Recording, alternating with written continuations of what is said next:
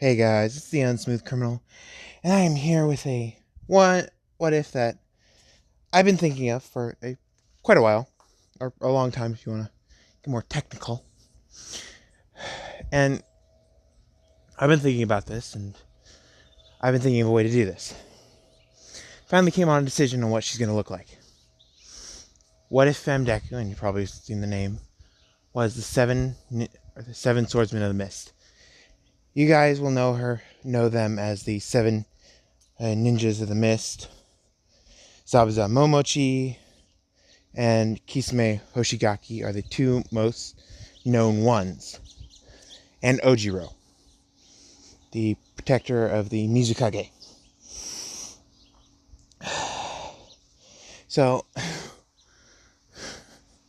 those are three out of the 7 blades they have.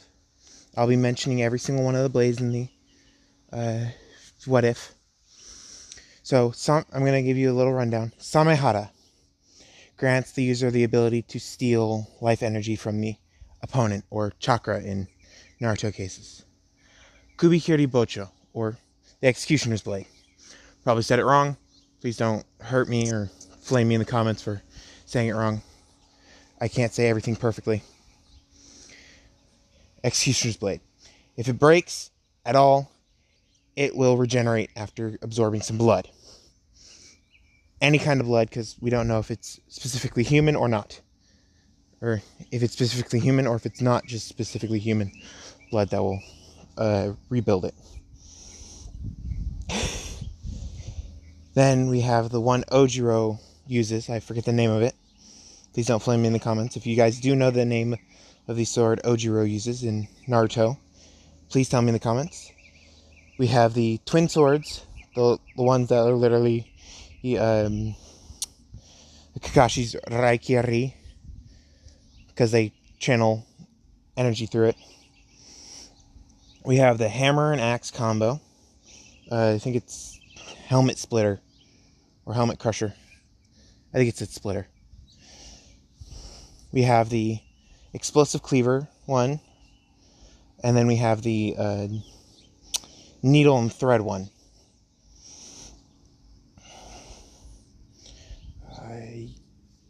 Twin, helmet splitter, needle and thread, explosive cleaver, Samehara, Ojiro's, Executioner's Blade. Yeah, that's all 7. And so, as you see in the picture, because you probably pushed on the video and saw it on the thumbnail, I'm going to say if the person who made this art is watching, really good art. But I will see if I can get a link to the person who made it, or at least the person I found it under, or in DeviantArt. So if you guys want to go check the image out, I'll put a link in the description. Hopefully I remember, and if it's not there, it's probably in the comments and pinned. So, there you go. Naruto Story, do not own. My Hero, do not own. So, yeah, that's the disclaimers. Now, if you guys do like my content, I really hope you watch more of my content. And if you do like all my content, consider hitting that subscribe button. Well, you won't like everything, but if you like most of my content, please consider hitting the subscribe button. And if you really like this video, please consider hitting that like button. It does help me out. And hopefully, guys, you enjoy this. So let's get into this. We start off at the age of 18. It's going to be a college what if, where UA's in college. We start off at 18. This blue-skinned woman is sitting strapped to a chair. The room is constantly being vented. All the air is constantly being sucked out, and new air is being put in constantly. And there's people behind a one-way mirror. They click a button and they say, okay, you have one chance to answer our questions And if you don't get it right, we will not give you a plea deal. And if anybody knows anything about law enforcement, a plea deal is you accept the charges that are being placed on you, and you can get off either easier or get benefits by being put in jail or being punished from the law. And she just stares at the window, and she yanks on her chains, and they go, okay, our only question that you have to answer for this day is, what is your name? And they say her name, and she goes, no. And they all look at her and go, so your name is not Izumi Midoriya? She goes, no. And they all look at her, and then they look at each other, and they look at her, and she goes, my real name is Izumi Hoshigaki. Yes, I'm taking Kisame's name. And they all look at her, and one of them sends them out to go into the main hall and start looking up Izumi Hoshigaki and getting a idea of this. And they ask, what do you mean? And she goes, I thought there was only one question today, but looks like you want two. So she goes, it all starts when I was fucking born. And yes, I'm going to be cursing in this one, so if you're under 13, I suggest you leave. But if you're over 13 and you're okay with curse words, stay. I don't really have control over you, though. So, it all started when I was younger, and I was with my parents. And they all go, what do you mean? And he goes, well, or she goes, well, and that's 3 questions, and I'm only telling you my story once. So if you don't turn on a recorder, that's not my fault. So one of them runs out of the room, grabs a tape recorder, and runs back in, and then clicks the button, and she's in the middle of her story. And the recorder starts with, they threw me in a hole. They left me there. They didn't want anything to do with me. And that hole had a tendency to flood. Every night, it would flood. Every morning, it would drain. And everybody's writing a description of this area down, and one of them immediately remembers, wait, that's part of the dam. And I'm making this on mainland, not on Japan soil yet, because she's going to be moving to Japan after the interrogation. She's going to be going home. And I'm like, what? How's this possible? And she's seeing them all run around behind the glass because they don't know, but her eyesight's super good. If anybody knows the abilities of Kisame Hoshigaki, is he has such strong life force that he gains the ability of Samehara. Samehara is literally the shark skin blade in Naruto that has the ability to eat the chakra of the opponent, and it gives the user the ability to transform into a shark and breathe underwater. So she's continuing her story by, they just left me there. And they didn't even bother coming back to even feed me. No, they just threw stuff in the well one time and left.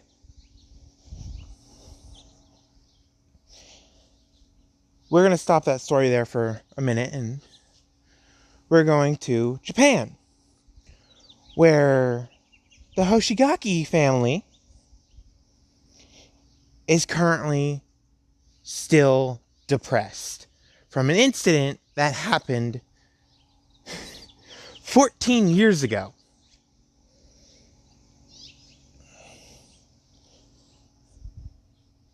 And yes, I'm going to be using Kisame Hoshigaki. Kisame, the father, has a shark quirk, where if he jumps into the water, he can breathe underwater and he can swim around like a shark can, fast. And her mother, their wife, has a water manipulation quirk. So she can control mist and water. That's important for later. So we go back, and the intern that went to go look up the name runs in and slams a paper on the desk. And it says missing persons report. And it's a missing persons from Japan. And they all see this and go, why? They're still listening to her tell her story, though.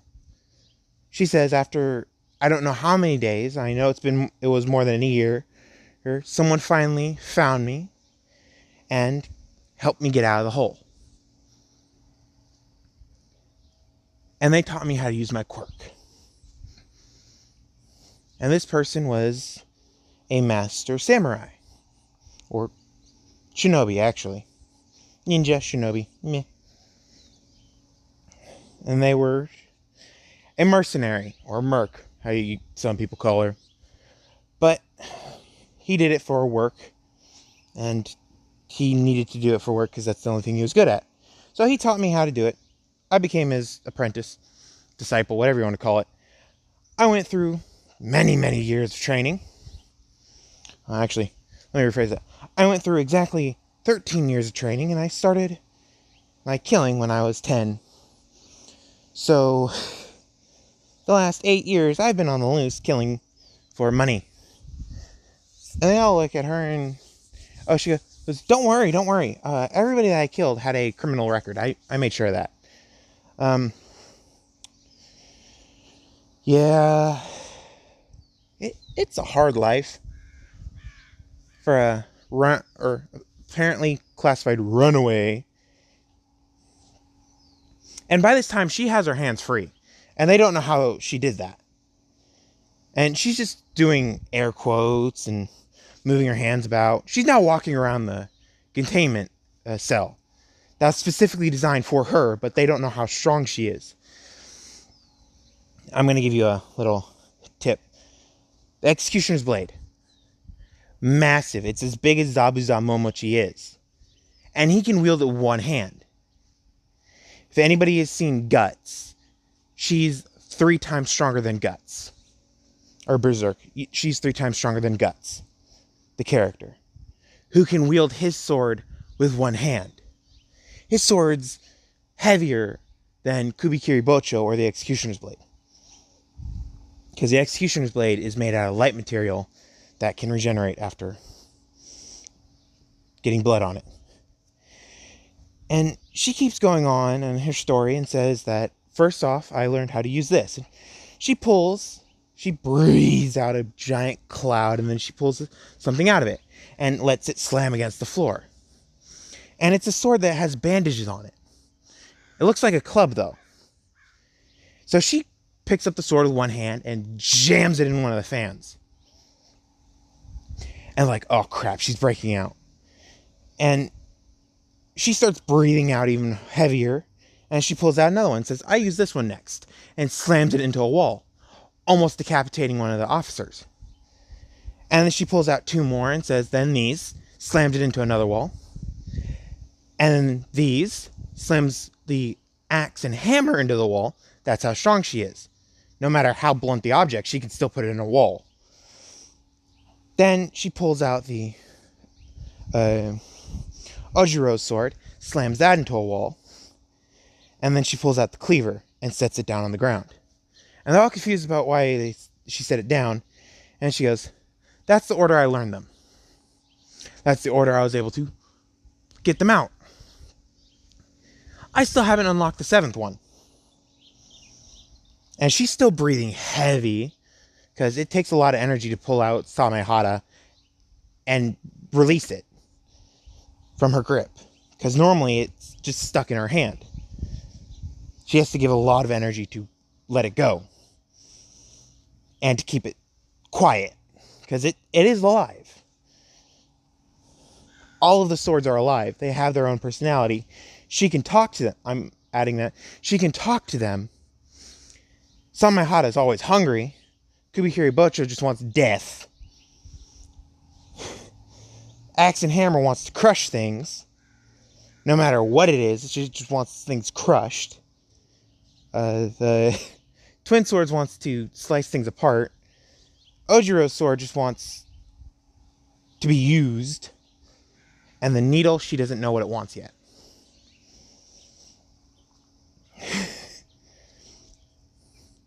And she explains what each sword does. And she says that anybody who touches Samehada without her holding it is gonna die. And they ask why, and she goes, well, they all have their own personalities. Samehada, Kubikiri Bocho, Helmet Splitter, the Twin Swords, and Ojiro's sword. And she goes on to explain every single kill she's done. Her first kill ever. She walked up to the mob boss, and she was a small child at the point, and she was begging for cash. And this mob boss had a small, soft spot for children. He holds out a wad of cash and says, you can have this if you come with me. And she says thank you. She grabs the cash and follows him into the car. And she starts breathing heavy, like she's having a panic attack. And this mist starts rolling out of her mouth and her gills. And the entire back of the limousine gets misted over. They hear one scream. And the mist just dissipates. Nothing's there anymore. Oh, it's noon. Woo! It's noon at my place. The mist dissipates.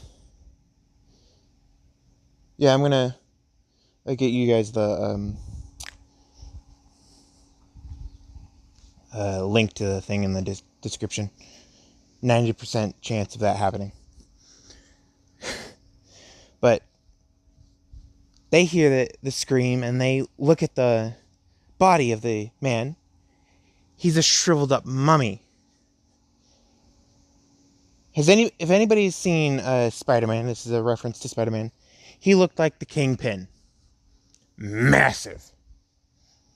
He looked like the Kingpin. And one slice from Samehada, because it doesn't cut, it shreds. One slice from Samehada left such a big gash that all of his blood came rolling out of him at a really fast pace, and he lost all of his energy to move and scream. Once she pulled out the sword and slashed, because it left a hole in the roof too.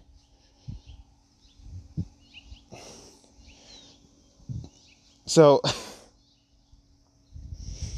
they all heard the scream, and then they rush in, pointing at where she was sitting and where they thought she was. She wasn't there anymore. And they're like, what? And she looked mostly human, except for her gills. She didn't have blue skin yet. That's coming. So we skip a few years. She's gotten better with Samehada. Her gills have fully come in, so they're max size. If you've ever seen Kisame, he has gills on his shoulders, his neck, his cheeks. I think on his elbows too, maybe. I don't know. I think so. I don't remember. but her gills are fully in, so you can see them everywhere on her body, and they look a little out of place. So she's currently sparring with one of the great sword masters that she found, and she was meant to kill, but she said, "I will kill you at a later date. I'll even fake your death right now, if you teach me how to use a greatsword better." So he did. He taught her. They're currently sparring. And he slashes her from the right side of her neck all the way down to her left hip. Really deep. And he goes, "Remember, kid, I'm going to kill." And she goes, "I know." And she was using Kubikiri Bocho, the executioner's blade, because she cut him every once in a while, and the blade never dulls because it heals its chips and blunts with blood. So she's currently bleeding out and dying, and she just breathes out heavily. Mist comes out of her shoulders, her neck, and her mouth, just completely enveloping her in smoke. And all of a sudden, he just sees this handle shoot out from there with a blue hand attached to it, with like fins in between the fingers. And the fins retract, and the sword slams on the ground, ripping all of its binding and leaving it really misshapen. And he doesn't know what this is. He sees a mouth on it, a tongue, a full set of teeth, and it looks like it's covered in scales. And it's currently launching itself, and it's still being held. It's launching itself at the swordsman. So Izumi, she's taking the name Izumi Hoshigaki, she's taking the name Izumi Midoriya because her adoptive father is named Midoriya.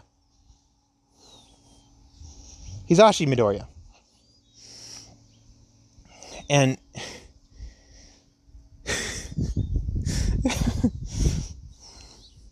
she just remembers her name being Izumi Hoshigaki, that's all. And she calms Samehara down, and she puts it back in the mist that's currently floating around her in a very controlled bubble. And she finally stops breathing out the mist.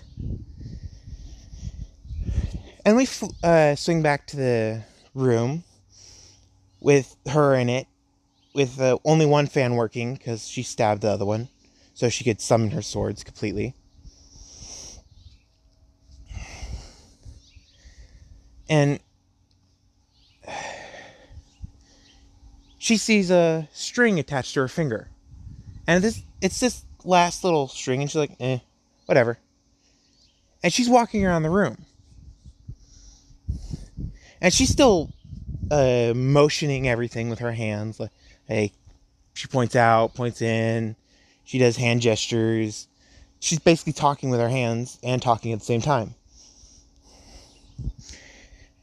And she's been walking around the chair in the center of the room. And when she said that her transformation started to take over when she needed to heal, she lifted her hands up in the "I don't know" gesture, or the shoulder shrug gesture. And she lifted her hand up just a little too high, and it cut the chair in half. Horizontally half, not vertically. And she saw that, and she's like, "What the hell?" And she's looking, and she sees a little cloud of fog that's still in the middle of the room. And so she walks over to the cloud of fog and reaches in and grabs something. And she pulls it out, and she's like, "Huh, that's strange." So she takes it and stabs it into the wall. And she goes, "Apparently that's my last sword." And they see a needle. They see a hammer axe combo. They see 2 swords. They see a giant fish-shaped sword. They got a bandaged club that's currently jabbed into a fan. And they got a giant rectangle for a sword. And a giant cleaver that they don't know what it does.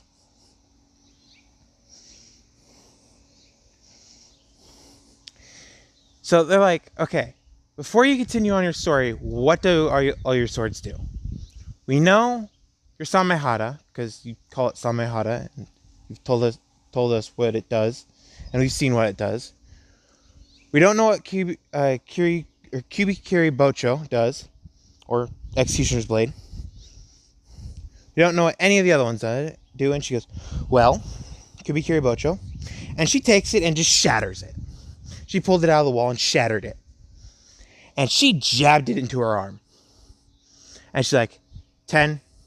And they see it jutting out the other side of her arm. She's like, 9, 8, 7, 6.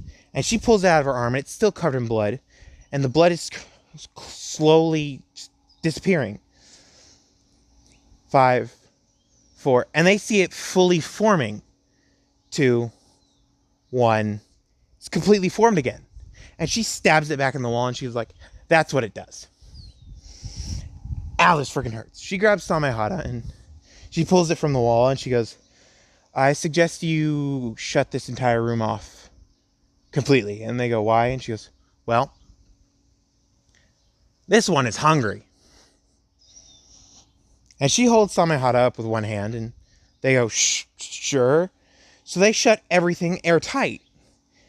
And she yells so they can actually hear her. And she goes, watertight. Not air, water. And they go, oh, crap. We got to do it even better.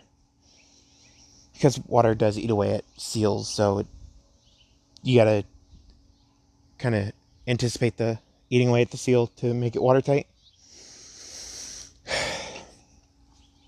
So they shut everything, like 3 layers of glass in between her and the observers. And she starts vomiting up this fluid. And it's not stopping. And now her gills are sending it out. And they're like, what the hell is going on? So one of the scientists that was currently observing her, because they want to know what her quirk does and how overpowered it is or how complex it is. So they're just watching, and they're like, can I send this in to get a sample? And they're like, sure. So once the tube is high enough, or tall enough, once the fluid is tall enough, they send in a test tube, and they dip it in, they take it a little bit, and they take it to the forensic lab. And they have it tested while she's currently still talking to them. Because she could still talk while she's in water. And they could hear her, and they could talk back to her, and they could continue the conversation. And yes, it's water, by the way. It's actually seawater, to be exact. When the fluid gets up to the roof, it stops at the roof. And she lets Samehada go. And Samehada starts to swim around. And it transforms into a shark. And it just swims around, and she's petting it, she's playing with it, and she's still telling her story. And the wound on her arm is completely gone. She's got fins in between her fingers, she's got webbed fingers, webbed feet. Her, basically, shirt is not waterproof, but her undergarments are. They're literally a bathing suit underneath her normal clothes, because she knows that if she activates her ability for too long, it's going to be kind of a watery mess. Literally, water. So that she's continuing her story, and she says that ever since I've been using my quirk, I've slowly been changing. And they ask how, and she goes, well, my speed has doubled in water and outside of water. In water, my speed was already doubled, so it's 4 times the normal speed of a human. While running at full speed. My strength has quadrupled, maybe even 5 times the normal of a human. And Samehara is still playing with her. She's still swimming around. And she says that my eyesight has quadrupled in intensity, so I can see whatever the hell I want. I also gained 2 other modes to be able to see. I have night vision, which is always active.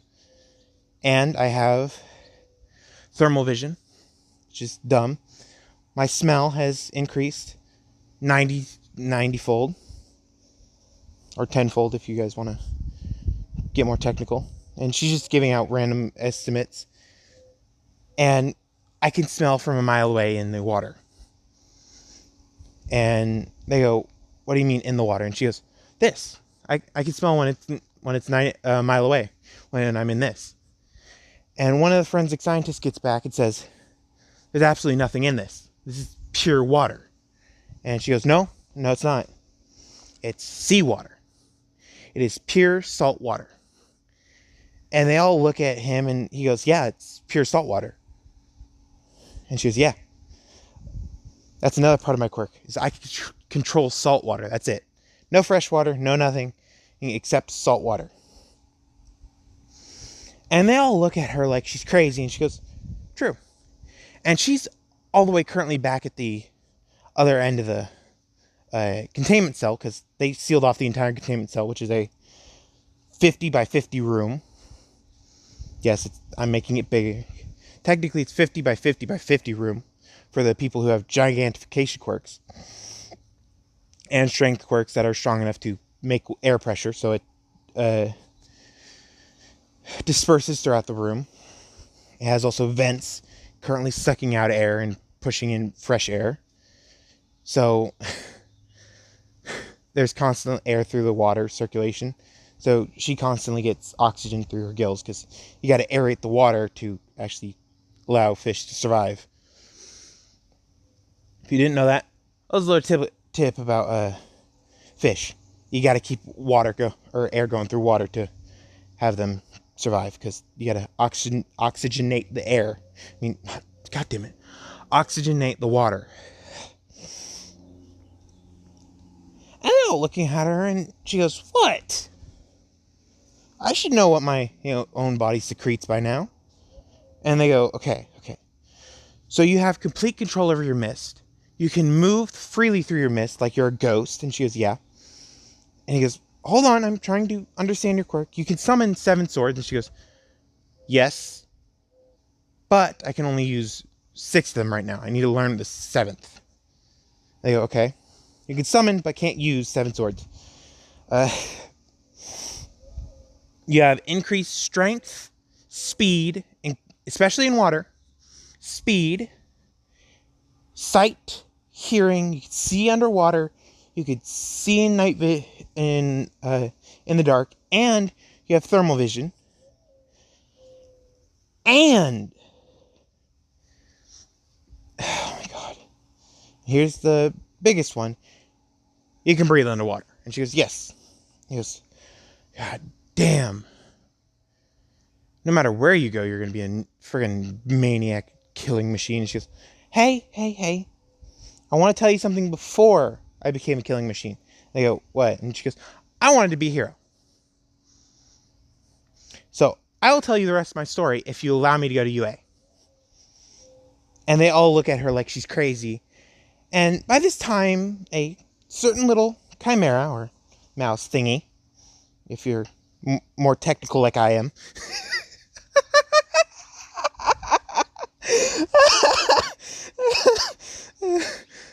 you're welcome, bro. I did that just for you. Walks into the observation room and says, I will accept that agreement. And they all look at him and go, who the hell are you? And he goes, I am Nezu, the principal of UA. And they all go, okay. And Almet walks in being like, oh, I'm here. And her eyes narrow on him. And he feels this killing intent so strong it reminds him of One for All. So he's on guard, but he looks like he's relaxing. And Nezu sees his tense muscles, because Nezu's obviously smart enough to see them. And he goes, All Might, will you step out of the room? And he goes, yes, sir. And he walks out, and the immediate intent is gone. And Nezu walks up to the glass and taps on the glass, and she goes, I can hear you, you know. And he goes, well, just wanted to make sure. And she goes, oh my God, what do you want? And he goes, well, I'm here to give you a deal. You come to villain rehab. And she goes, I'm not a villain. I'm a vigilante because I only have killed villains. And he goes, okay. You come to rehab so we can teach you not to kill. And you wear a waterproof tracker on you at all times. You'll be able to come to UA and enjoy UA with the rest of the school. And she goes, maybe. What now? Because you're going to have to drain this room eventually, because I stopped secreting water, so this room is kind of full. And they're like, oh, draining the room? Yeah, we kind of made this room to be filled up with water at one point. And they click a drain, and a plug literally opens in the center room underneath the chair, just small enough to where the chair can't be sucked through. And a vortex shows up, and she sits in the chair, and Samehada swims over to her and jumps out of the water and transforms into a sword. She grabs Samehada and stabs it into the ground. So everybody's looking at her, and she's just sitting there and waiting for the noise to be done with. So, okay. Here's a little side bit. Kisame Hoshigaki has the ability to breathe in and out of water. Because of A, chakra, and B, he has gills from Samehada. He has the ability to transform into a shark. You will see that in Shippuden if you've watched Shippuden. It's the ability to transform into a shark humanoid hybrid when he goes into water because of Samehada. I will give her that ability later, not right this second, okay? If you wanted that from the Samehada side, you're going to get that. I wanted it, so that's going to be later. Just saying. And when she summons sharks, it's going to be clones of Samehada. Not as durable as Samehada, because Samehada is indestructible. But it will be as powerful as Samehada. Not indestructible, though. That's just... So she's going to have the shark jutsus. Just saying. So they all look at her, and she's currently sitting there. Samehada's by her side. Kubikiri Bocho's gone. The needle's gone. I think it's Crown Splitter, actually. Or Helmet or Crown Splitter. I don't remember. It's one of those two. The axe and hammer combo is gone. The twin blades are gone. The explosive cleaver is gone. And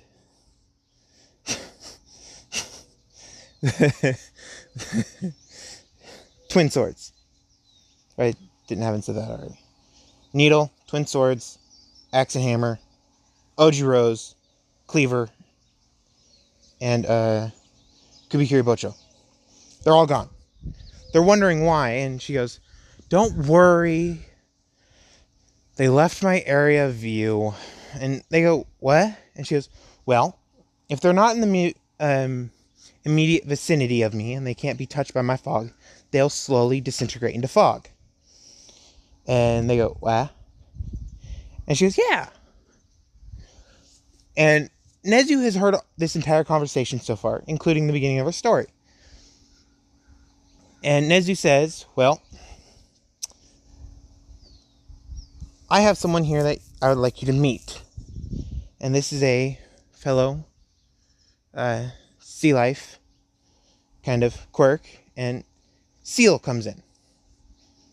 I forget his hero name, so I'm just going to call him Seal. He's the Seal hero. Literally.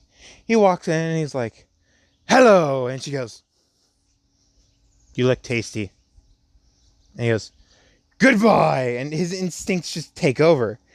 And Nezu's like, okay, note to self, don't allow them in the same room. And he looks at the police that are currently holding her, and he goes, has she been fed? And they go, no, not today. And he goes, it's 7 o'clock at night. How has she not been fed? Or, if you're military time, 1900 at night. And they go, well, she's been talking to us all day, and she kind of had the prison of water that she had. And he goes, okay, get her something to goddamn eat. And they go, yes, sir. Because they saw All Might take orders from him, and they know who All Might is. So, like, yeah, we don't want to piss him off. So they're like, let's not piss off the little short mouse thingy. Technical terms, obviously. So they run out. They get her, or what she normally likes eating, fish. Yes, I'm going to make her like fish. And the occasional steak or meat dish. And she smells it coming to her, and she gladly puts the cuffs back on because she didn't break them. She just broke out of them. So they're not broken, they're just off of her.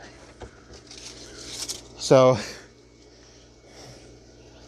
she puts the cuffs on so the officers feel safe while they come in. And Nezu saw that she put the cuffs back on, and he went into the he grabbed the mic and asked, why did you put the cuffs back on? And she goes, well, these people try, and I know some of them don't actually do it, but they try to save people just to do their jobs. They signed up to save people like heroes, but since they don't have a strong enough quirk, they are a police officer instead. And Nezu goes, but you kill indiscriminately. You don't care if they're male, female, child, police officer, hero. And she goes, no, I don't kill indiscriminately. I kill if I have enough evidence to know that they're a villain in a hero's clothing. And he asks, what do you mean a villain in hero's clothing? And she goes, well, a villain in hero's clothing is a hero that just doesn't care that they're called a hero. And he goes, what? And she goes, you know that jerkwad of a hero Endeavor that's currently in Japan right now? And he goes, yeah. How do you know of him? And she goes, well, I've traveled the world.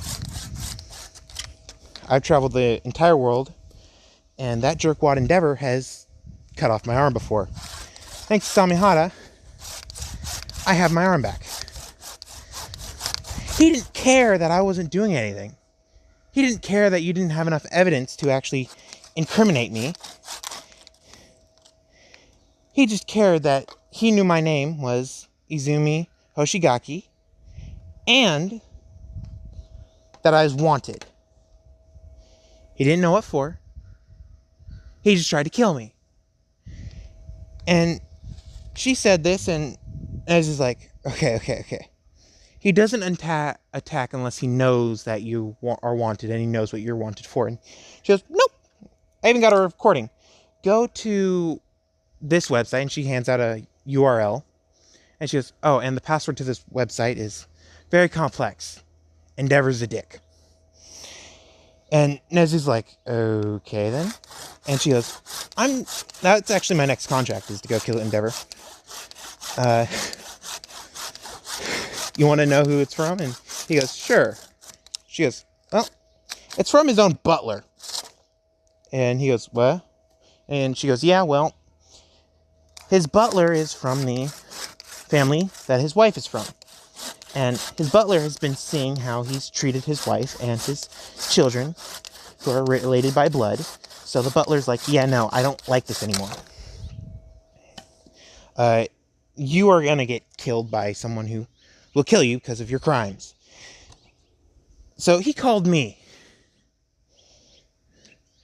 And he wants Endeavor dead. And skewered and killed like the animal he is.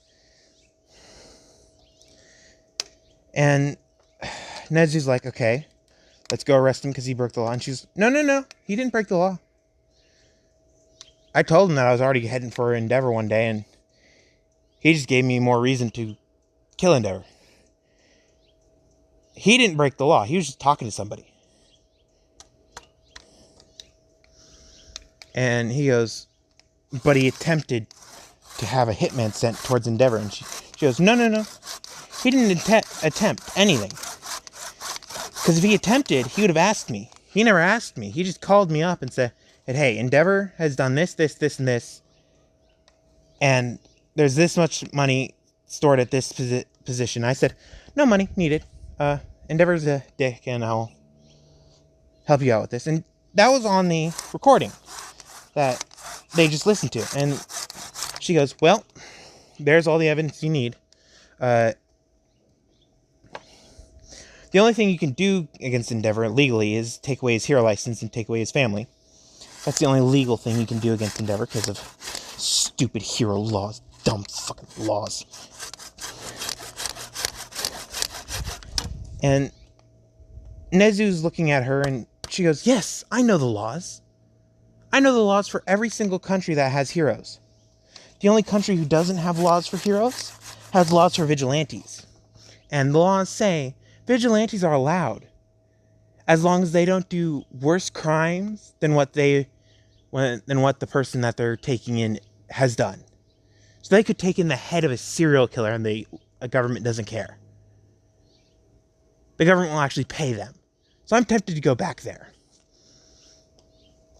And by this time, the guy has come back with her food, and she sees that it's her favorite fish.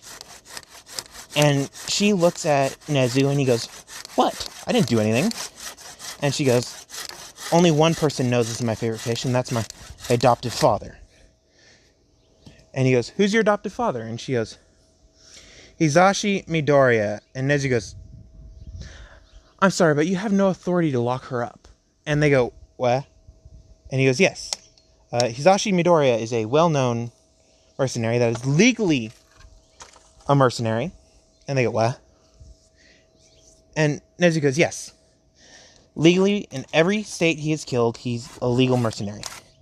In every country and state he's killed, he's a legal mercenary.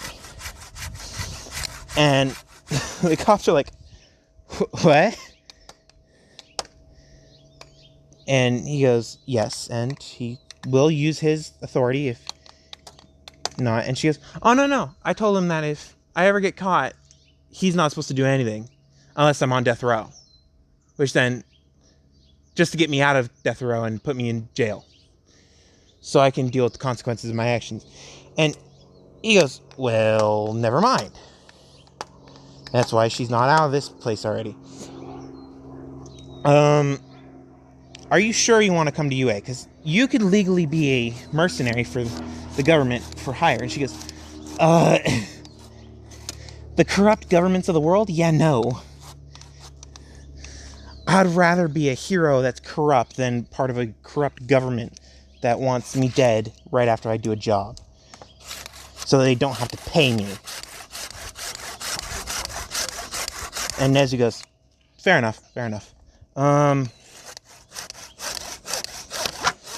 Anything else? And she goes, yeah. Do you agree to my terms for me going to UA? And he goes, yeah. So what's the rest of your story? And she goes, well, you probably missed the first little bit. And he goes, yeah, I missed the first few seconds. Everything that has not been recorded, I missed. And she goes, well, when I was born with a pair of sharp teeth. And she grins and showing her sharp fang-like teeth. And she goes, my teeth have been the bane of my life since I don't know when it started. I used to know this kid. Her name was Kasuki Bakugo. And she was my bestest friend. Until I was thrown in the well. And he goes, what well? And she goes, do you not know the American story? What is it, boy? Timmy's in the well. And he goes, maybe. And she goes, damn it. Fucking idiots. Well, I was thrown in a hole that I couldn't get out of.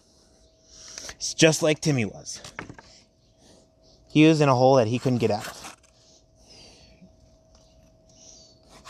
So, I did the next best thing.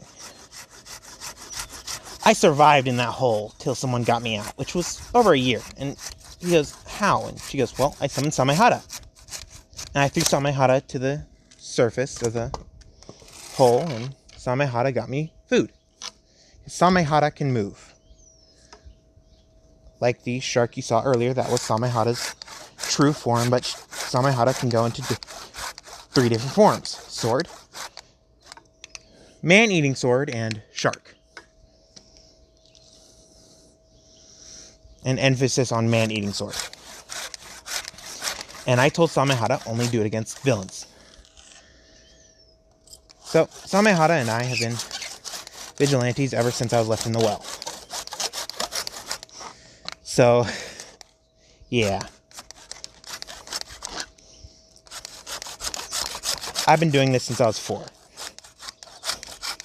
So on my birthday, I was thrown in the well. I woke up in the well on my birthday.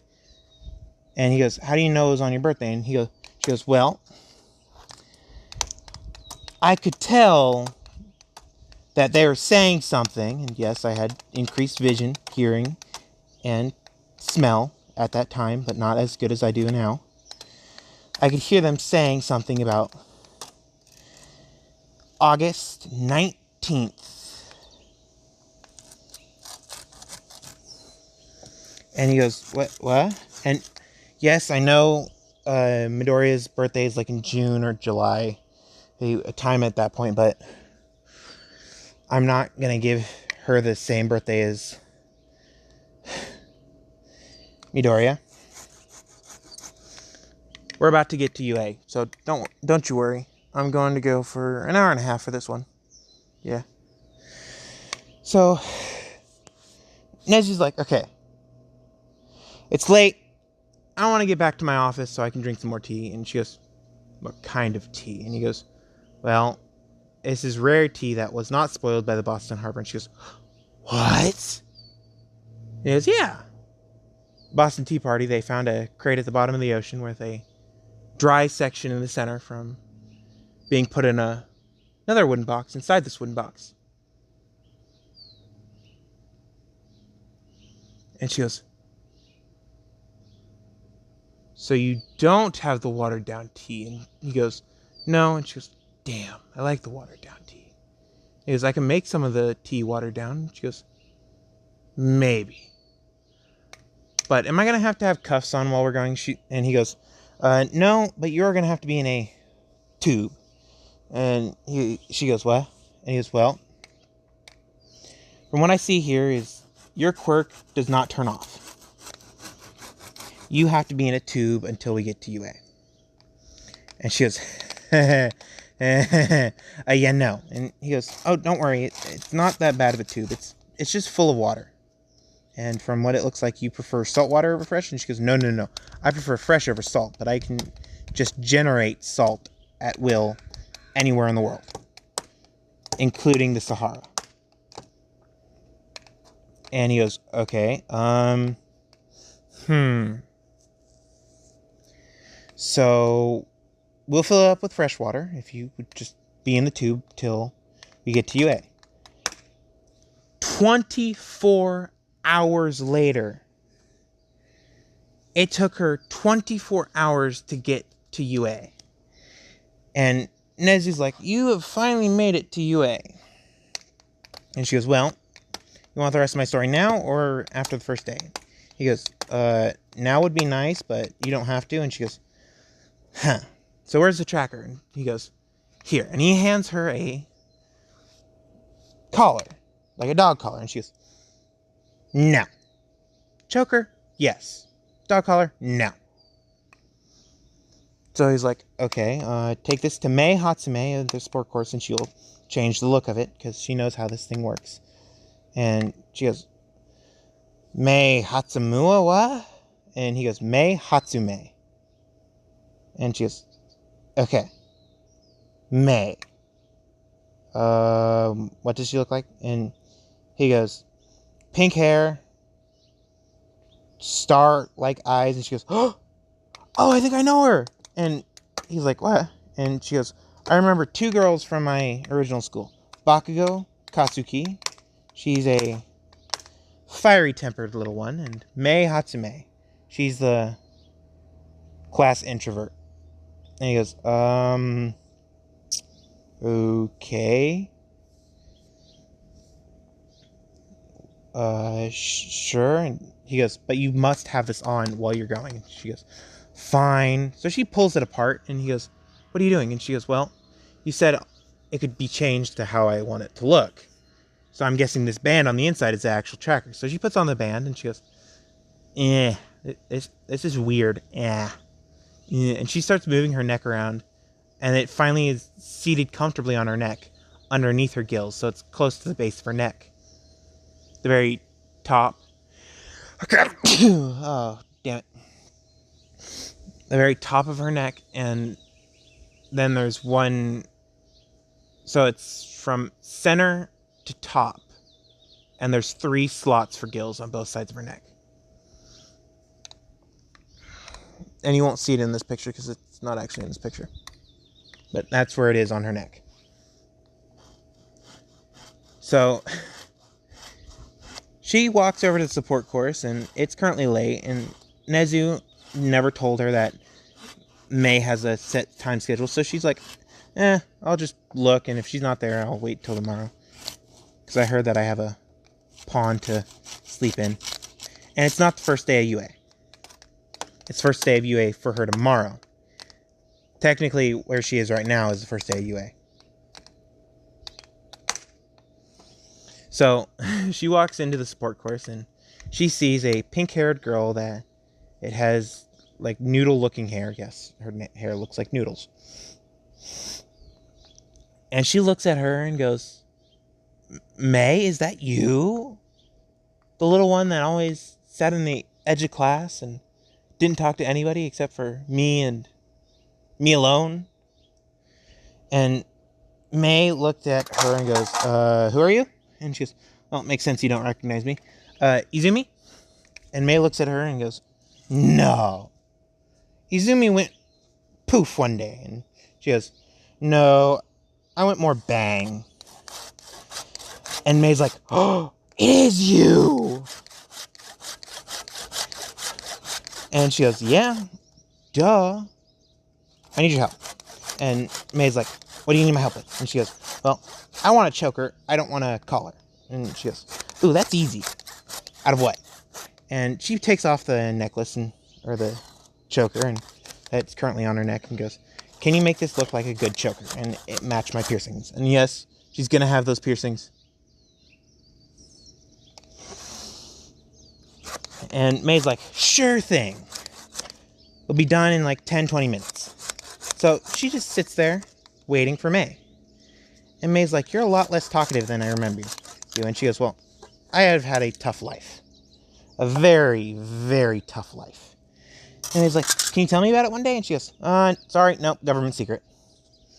And Mei's like, oh, you were experimented on. And she goes, no, I was not. This isn't my own quirk's doing. And she points at the gills and the shark teeth. And she goes, oh, right. Government secret. You gotta lie. And she goes, is Katsuki here? And she goes, yeah, she is. She's been a bully, though. And Izumi's like, oh, really? So do I have to teach her a lesson? And she goes, she never bullied me, but she bullied everybody else. There was this quirkless kid. I think his name was Izuku. He's like 3 years younger than us. I think his name was Izuku Hoshigaki. And you can see the anger radiating from Izumi. And Mei's like, oh, crap. And All Might, who's currently across town, feels this anger and rage, and he tenses up.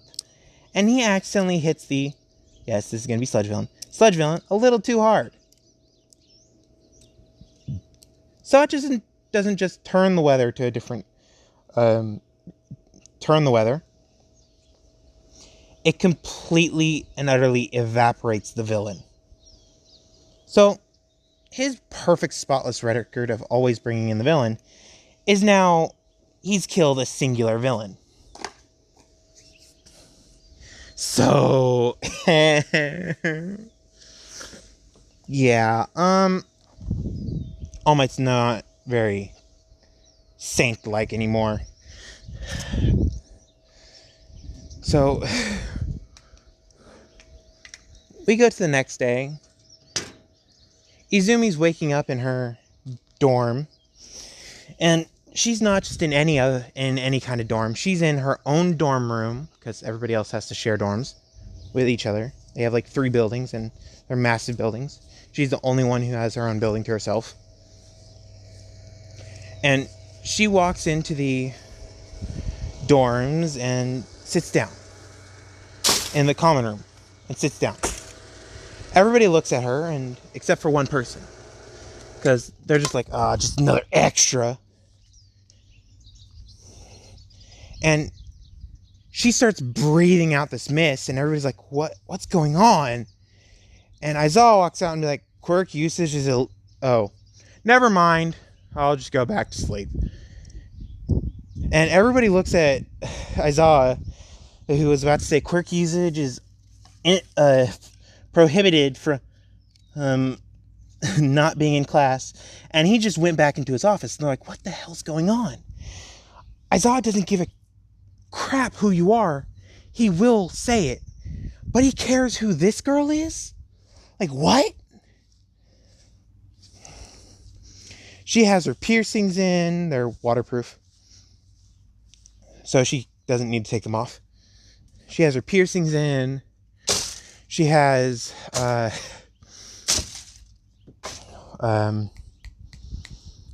choker on, which is also waterproof, so she doesn't have to take it off. And she has her normal clothes on, which is not waterproof, so she has to take those off when she goes to sleep. And Aizawa saw her and is like, yeah, no. And she pulls out a needle. And everybody sees this massive needle. She pulls out a reel and puts it on the table, and she starts polishing the needle. This is a massive needle. It's a whole yard long. So everybody sees this and goes, what? And she's still polishing the needle, and Katsuki, not changing very much because she is still a Nico. And she's a very pissed off Nico.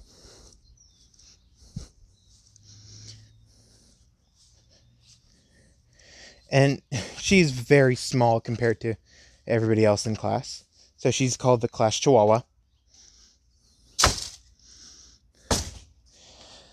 So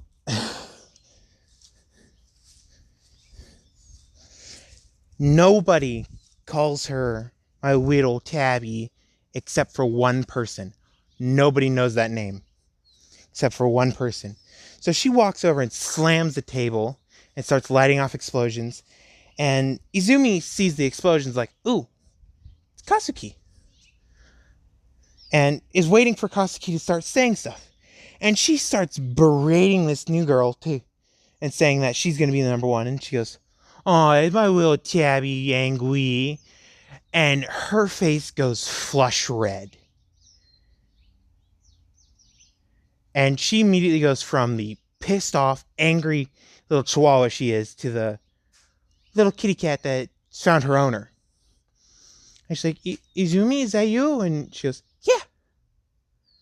And she smiles and she sees the shark teeth and she goes, oh my God. And she jumps on Izumi, and she almost got impaled by the needle since the fog's still around Izumi. She just dropped it into the fog when Katsuki jumped at her. And Izumi and Katsuki are now in a hug. And Mineta is still in class, by the way. Aoyama is not in class. He didn't make it into class 1A. So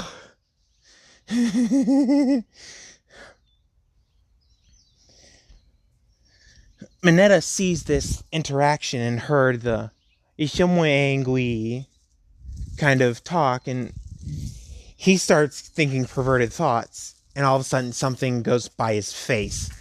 So fast, all he hears is the whistle. And he looks behind him, and he sees the needle that was just being cleaned by Izumi.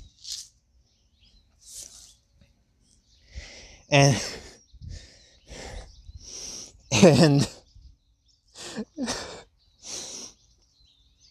Mineta, being perverted, thinks, ooh, kinky.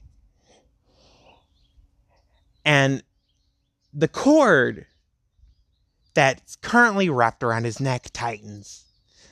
And he starts choking because his neck is completely closed off, so he can't breathe. His arteries are closed, his veins are closed, he can't breathe. And she just currently has her hand in a fist next to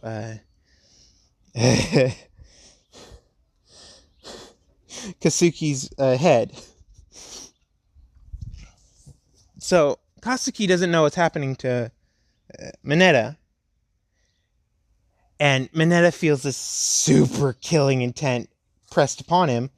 And he is choking. He is trying to run. He's hanging by a literal thread.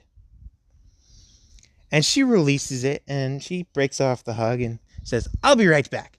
She walks right over to Mineta, picks him up by the throat, and drop kicks him out of the entire dorm. Yes, Mineta's that durable. Because his quirk is not just the sticky balls on his head. It allows him to change his body into rubber. But it's still, anything blunt can't affect him. But if it's sharp or small enough, it can affect him. So he's going off into basically nowhere. And he lands in the middle of Yue and bounces a few times. Someone runs over. I'm not going to deal with that anymore. And Kasuki's now busting out laughing. So you see a 6-foot girl compared to a 4'11" girl. You see a big difference. Because Izumi is 6 foot. Kasuki is 4'11" in this one. And Mei runs in being like, I finished the decorations! And hands it to Kasuki. Or not Kasuki. Izumi. And says, Kasuki, I also made you one. And it's a collar. It's the collar that Izumi got yesterday. But with a few additions. Because it has a radio on it that's hooked to the collar that Izumi has. The choker Izumi has. So Kasuki asks why a collar. And she goes, well, it's the inverse to Izumi's, A, and B, it's got a radio that will always keep you in touch with Izumi that is also waterproof on Izumi's side, so you can hear her when she's underwater. And Kasuki immediately takes it and goes, thank you. And she puts it on immediately. Without hesitation, she puts it on.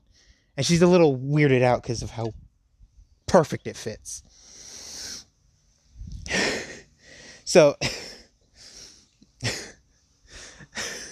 May's like, aw, does the little Jabby want more cuddles from her girls?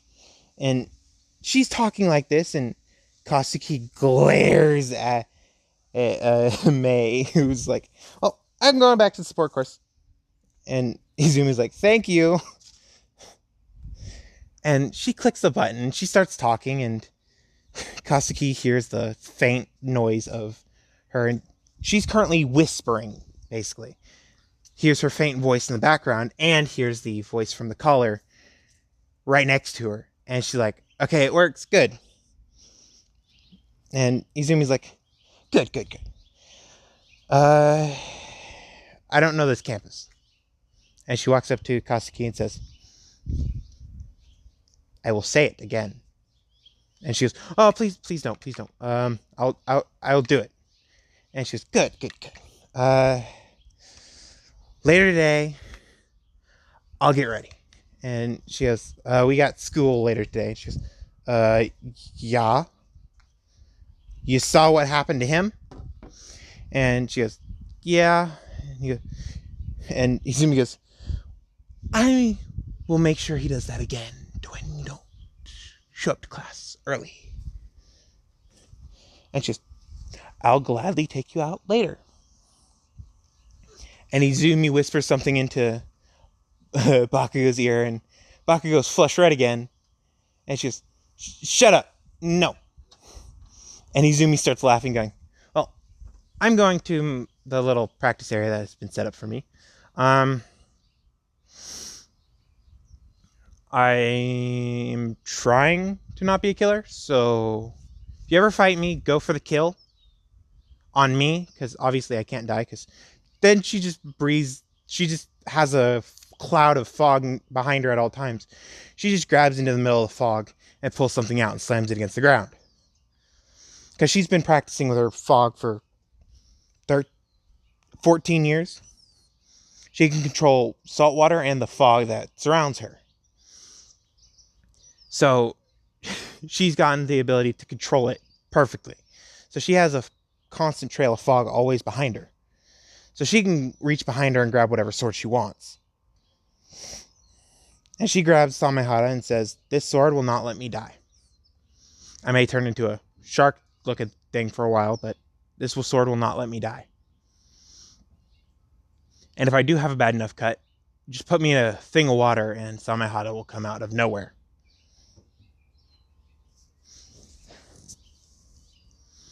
And they all look at her like she's crazy, and she goes, fine. So she grabs the executioner blade and she hands it to Katsuki and says, if you're strong enough, like last time I met you, you should have been practicing your strength training and or building up your muscle. And she goes, I did. She's good. You should be able to lift this. And Katsuki lifts up the sword and is barely able to hold it up. And she goes, I can, but it's really friggin' hard. And she goes, good. Now cut off my head. But wait, grab a camera and follow me to my dorm room. And she just walks out and Samehara starts to fade away into fog. And everybody's like, what? And she goes, don't worry, Samehara's back in the fog. So she walks to her dorm room and is right above the water. And she goes, cut off my head and push me into the pool. And Katsuki goes, but what if this doesn't work? She goes, my head's come off before. It's going to be fine. I may be out for like a few minutes, but it's going to be fine. So she goes, okay, here we go. And she picks up the executioner blade and slices off Izumi's head. And Katsuki is deathly scared of this now because she just killed her best friend. And her crush. Yes, she has a crush on Izumi. And she does what she was told and kicks Izumi into the pool. Her body sinks under the waves, under the little fake waves that she has. And the entire pool gets murky red. Samehara jumps out of the murk and back into the pool. And all of a sudden they see a body part come up to the surface, and then body parts everywhere, and they slowly start traveling back to each other. And this body without a head reaches out of the water, grabs the head that's currently on the shore, and yes, this is going to be weird, pulls it out of the water. The body swims underneath the water, and she pops back up and goes, ow, I forgot how much that hurts. Freaking God, that hurts. And she is just exhausted. She crawls out of it, and she's currently covered. Her clothes that were not see-through at the time are now completely see-through. She just has her skivvies underneath, which is just her bathing suit. Or bikini, if you guys want to get more technical. So she's died. If you guys really enjoy this one, consider hitting that like button. If you guys want me to do another part 2, or a part 2 to this, and you guys don't want me to stop this series because you think that the Vampire and Nico, because I'm going to be doing that one, and the cursed voices are more important, please don't hit that dislike button. Please don't. I'm begging you, please don't. And if you're this far into the video, leave a comment saying foot or shin bone or bikini. One of those. And if you are, I will definitely heart it immediately once I see it. So hopefully you guys enjoyed. Talk to you guys later. Bye!